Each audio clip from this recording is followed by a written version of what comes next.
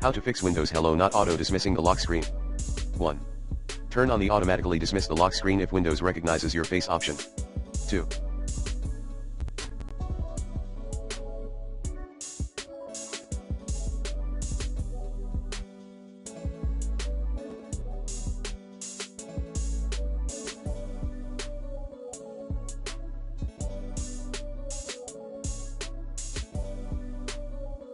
Run System File Checker. Command, sfc/scanno. 3. Modify Registry Editor.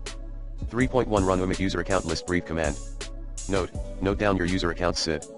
3.2 Set 1 to the SID at computer /H key local machine /software /Microsoft /Windows /current version /authentication /logon UI /face logon